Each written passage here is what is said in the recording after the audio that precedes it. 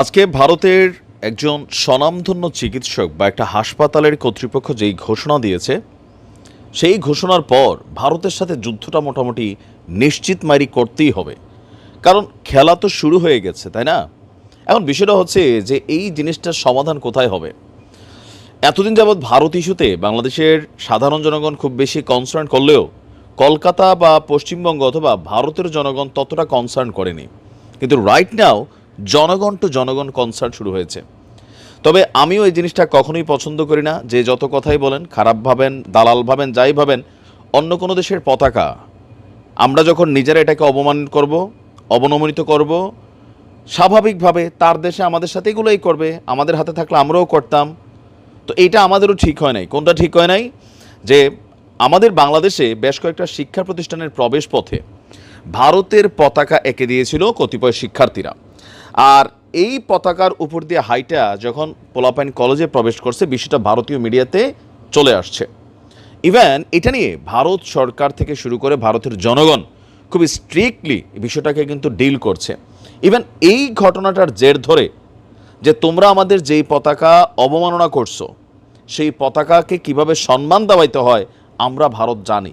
তো কিভাবে দিবে দেখেন, যারা ভারতের সাথে কানেক্টেড না, সামহাও আপনার কোনো ভিসা ইস্যু নাই, আপনার চিকিৎসার ইস্যু নাই, অথবা আপনি কোনো ব্যবসা বাণিজ্যের সাথে ইস্যু নাই, তারা হয়তো ভারতের ইস্যুটাতে একরকম মুভমেন্ট করছে।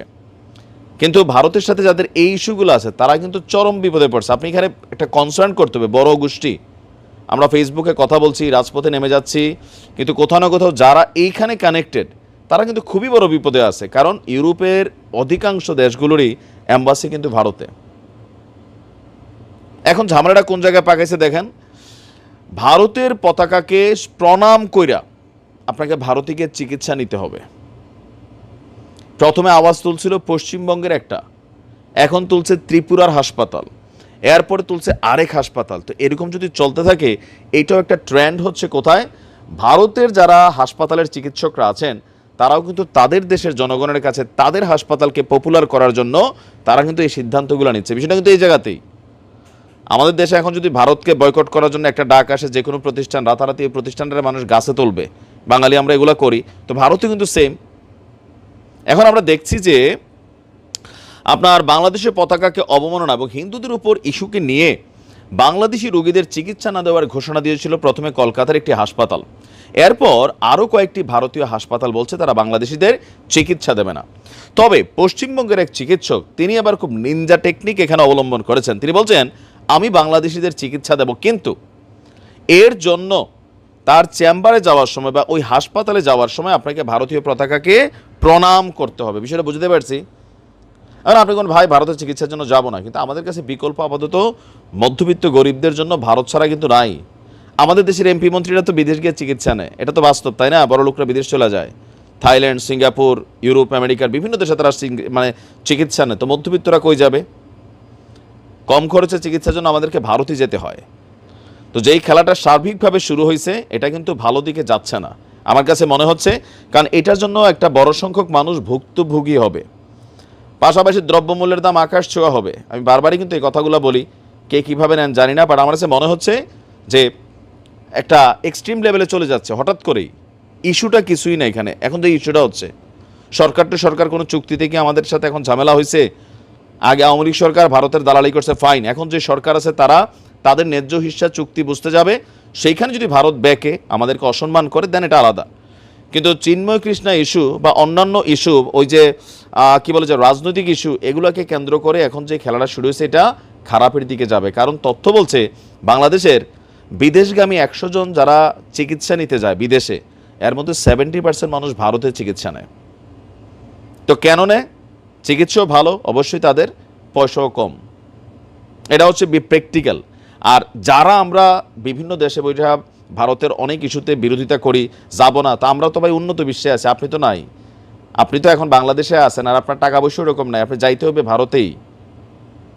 অনেক মানুষ আমাদের ইনবক্সে মেসেজ দিয়েছেন যে ভাই বিষয়টা নিয়ে একটু দেখেন না, এটা নিয়ে খুব এক্সট্রিম লেভেলে চলে যাচ্ছে, আমরা ভিসা পাচ্ছি না, কারোর ইউরোপ আমেরিকার ভিসার জন্য অ্যাপ্লাই করে রাখছে, লক্ষ লক্ষ টাকা ইনভেস্ট হয়ে যাচ্ছে, দিচ্ছেই না ভিসা। ভারতের ভিসা না দিলে আপনার যেই মানুষটা, স্টুডেন্টটা যে এত লক্ষ টাকা ইনভেস্ট করলো, সে তো ভাই ধরা খেয়ে গেছে। এখন আমাদেরকে এগুলোর প্ল্যান বি ছাড়া যে হুট করে কোনো একটা কিছুতে আইসা এরকম অবস্থান নেওয়া, এটা নিজেদের জন্য ক্ষতির কারণ।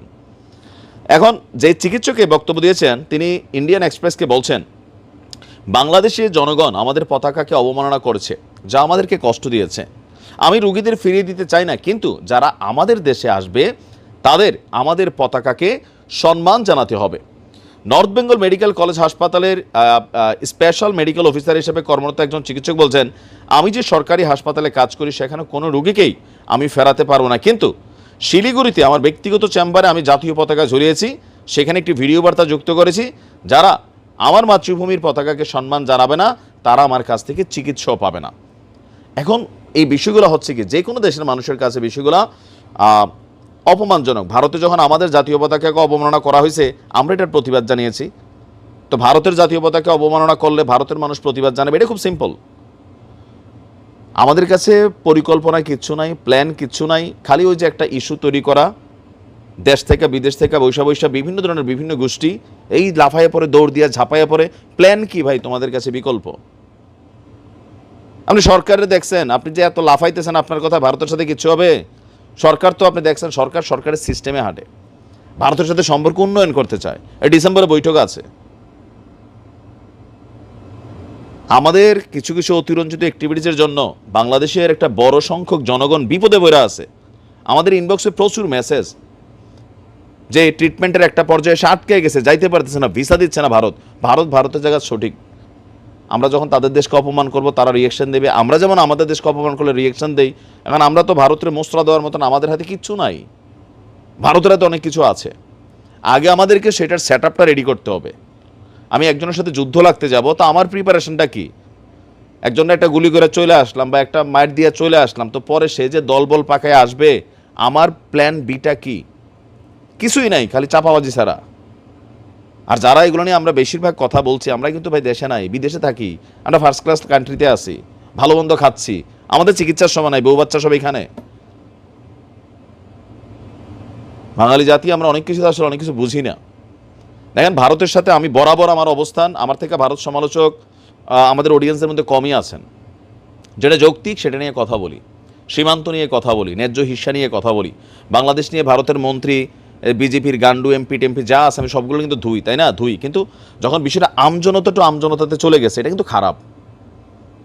দেখা যাবে যে ভারতের মধ্যে কালকে আমাদের দেশের নাগরিকদের উপর একটা শ্রেণী গিয়ে হামলা চালাইয়া বসছে, আপনি কী করবেন এখান থেকে বসে? ফেসবুকে নিন্দা জানাবে, তো কী লাভ হবে? তা আমরা পাল্টা এখানে হামলা চালাবো, এগুলো কি কোনো সিস্টেম হতে পারে?